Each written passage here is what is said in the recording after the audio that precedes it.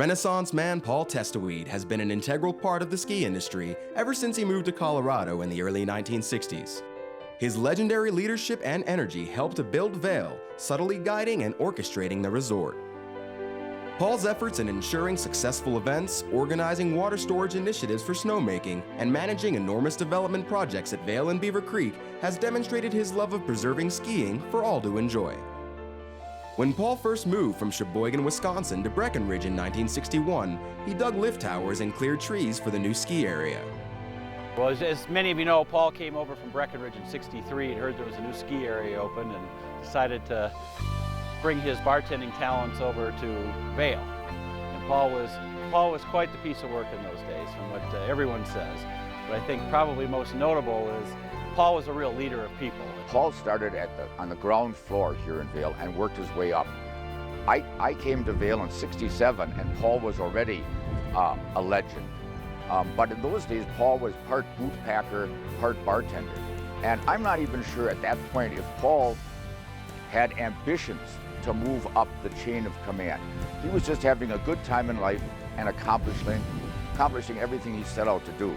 He's the one who made our job easy, and of course I watched the development of Vail, and he was always the guy who was there in the summer and who was responsible for the heavy lifting.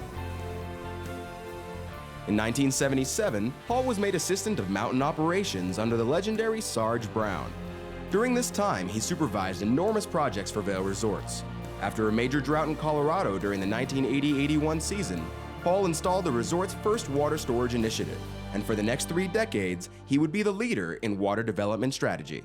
One of the accomplishments that I give Paul a huge amount of credit for is to recognize the need that the VA was going to need going into the future in preserving our water rights, water storage, and using that water as efficiently as we could.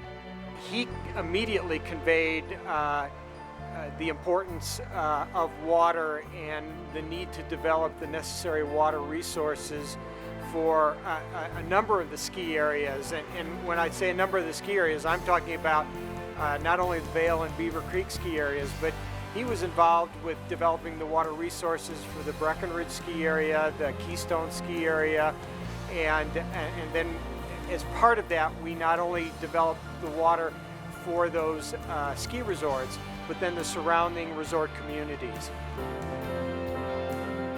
Paul became Vice President of Mountain Operations in 1989 and was responsible for the planning and development of Vail, Beaver Creek, and Arrowhead.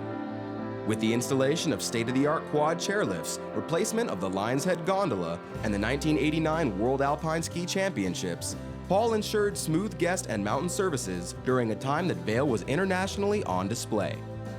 After ELF arson fires destroyed facilities on Vail Mountain in 1998, Paul made sure that Vail opened the following season with fully functional facilities.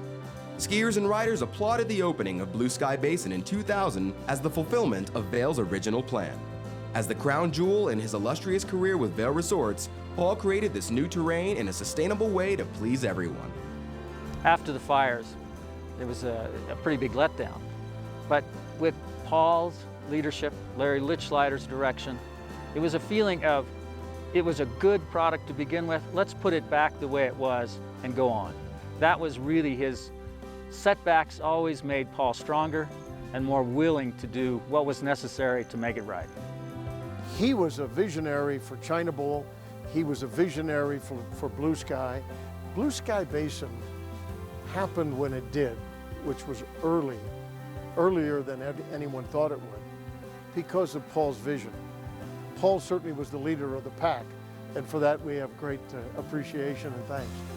Many years ago, Paul in his spare time was a bartender, and he would go over to the other bars on occasion to have some fun. So he went over to a bar owned by Bill Whiteford, and he was behind the bar, and lo and behold, the liquor inspector came in, and as I understand it, he started to give Whiteford and Paul some monkey business about sanitation standards. And Paul had a little bit to drink. I know that's unusual for all of you. You maybe can't believe it. But Paul got so angry with this little weenie wonker that he picked him up by the scruff of the neck and hung him in the meat locker on a hook next to a side of beef and left him in there for more than an hour. And when they finally took him out, the guy was damn near frozen. Paul started at the bottom as an unpaid boot packer and ended his career as Chief Operating Officer at one of the most prestigious resorts in North America. Nearly every aspect of his career has transformed the ski industry, from snow grooming to guest experience to lift installation and to major developments at Vail Resorts. Paul has had a hand in it all. Simply put, Paul Testwuide is one of those rare individuals who has been able to adapt with the changing times without losing the essence of why people love to ski. You know, as I think about things that really meant, that I take away from my career, I think there's two that stick out.